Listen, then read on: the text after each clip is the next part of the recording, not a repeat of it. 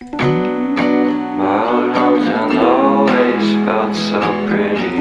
बिस्मिल्लाहिर्रहमानिर्रहीम, अस्सलाम वालेकुम। उम्मीद करती हूँ कि आप सब लोग खैर खैरियत से होंगे। जी मैं भी बिल्कुल ठीक ठाक हूँ। आज जो मैं आपके साथ रेसिपी शेयर करने जा रही हूँ वो है जी आलू कसूरी मेथी, जो कि बहुत ही मज़े की बनती है और फटाफट से बन जाती है। तो आइए अब स्टार्ट करते हैं हम। जी तो यहाँ मैंने ले लिए जी आलू 1 किलो लिए हैं, जिनमें इन्हें बारीक कटिंग कर लिया है।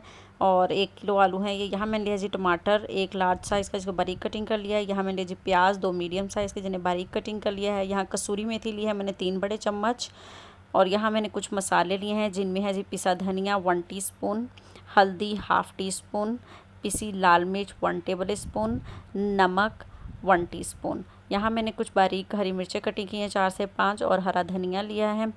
ऑयल में हम इसको बनाएंगे, तो चलें अब हम इसको बनाना शुरू करते हैं।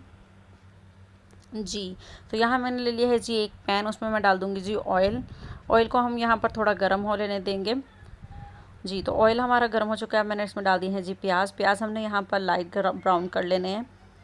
प्याज हमारे यहाँ पर लाइट ब्राउन हो चुके हैं। मैंने डाल दिए हैं जी इसमें टमाटर। टमाटर डालकर साथ ही में इसके अंदर 1 टीस्पून जो है वो नमक का शामिल कर दूँगी, ताकि टमाटर अच्छी तरह से सॉफ्ट हो जाएँ।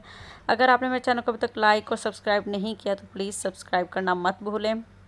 अब मैं इसमें बाकी के मसाले डाल दिए हैं सारे। पिसा धनिया, पिसी लाल मिर्च और हल्दी डालकर अच्छे से मिक्स कर लिया है।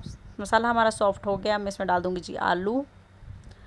जी आलू डालकर हम 1 से 2 मिनट के लिए इनकी अच्छे से भुनाई करेंगे।